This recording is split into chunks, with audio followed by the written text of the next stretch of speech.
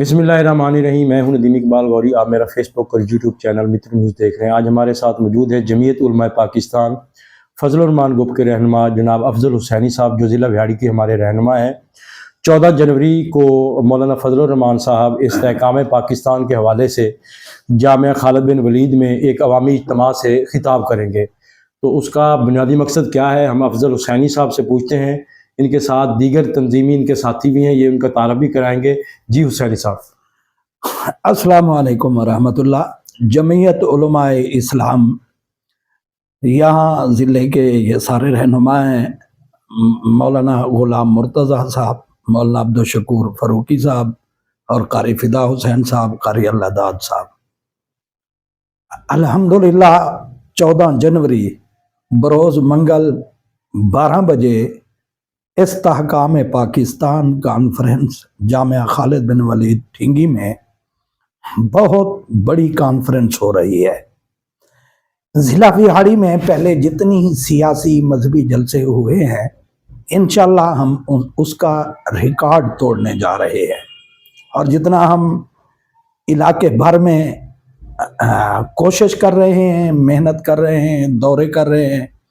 पिछले 3-4 दिन हमारे पंजाब के जनरल सेक्रेटरी हाफिज नसीर अहमद हरार साहब ने तूफ़ानी दौरे किए और इंशाअल्लाह इसकी बदौलत हम गढ़ा मोड़, मित्रू और मज़ाफ़ात से तकरीबन कोई 100-125 गाड़ी और 500 प्लस मोटरसाइकिल इंशाअल्लाह हम यहाँ से काफ़िले की सूरत में निकलेंगे।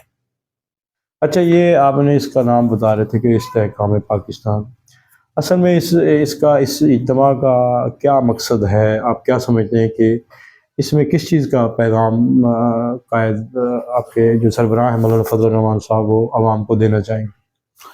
वो हम पाकिस्तान को मुस्तहकम करना चाहते हैं और देखना चाहते हैं। और जो पाकिस्तान इस्तेहकाम होगा पाकिस्तान में, इसको मुस्तहकम करेंगे।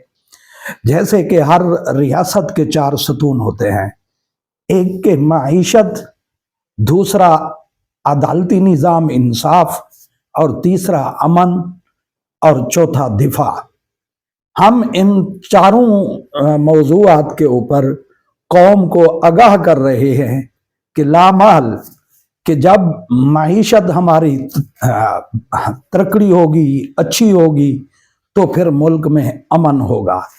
और जब हमारा दिफा मजबूत होगा, इदारे मजबूत होंगे, तो दिफा हमारा मजबूत होगा। तो इसी तरह जब रियासत के अंदर अदल होगा, इंसाफ होगा, तो फिर ये 4 अनासर मिलेंगे तो वो पूरी रियासत होगी। यही दुनिया को, कौम को, अवाम को बताना चाहते हैं कि अगर जमीयत उलमाए इस्लाम बरसरे इक़्तिदार आ गई तो इंशाअल्लाह इन 4 समतों पर काम होगा, फिर रियासत मुस्तहकम होगी।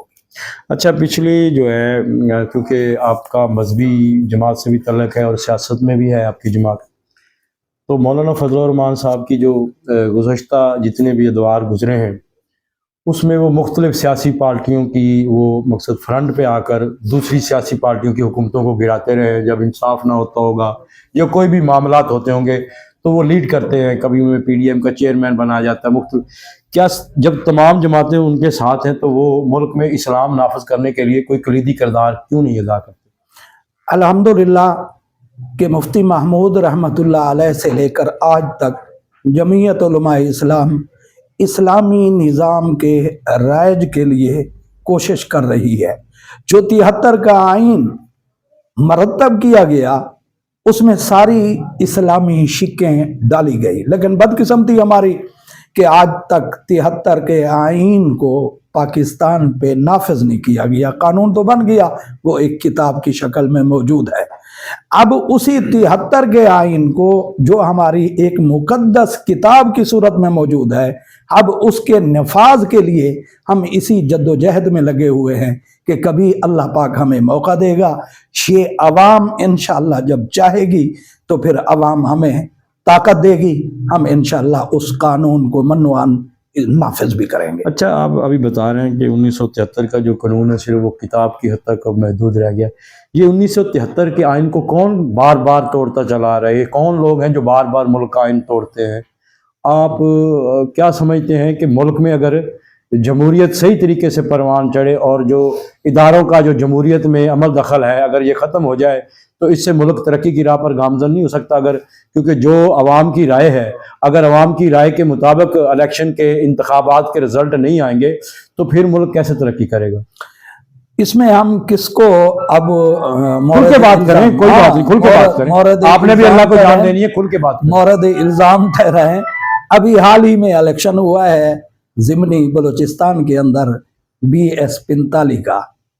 वहाँ जो जमीयत उलमा इस्लाम के कैंडिडेट थे फार्म 45 के ऊपर वो जीते हैं, और जो फार्म 47 वाला पीपल्स पार्टी का कैंडिडेट था उसने 272 वोट लेकर, उसको 15 पोलगों का सिर्फ इलेक्शन था, 15 पोलगों के ऊपर फार्म 45 में जमीयत जीती है, 47 में उन्होंने उनको जिता दिया है।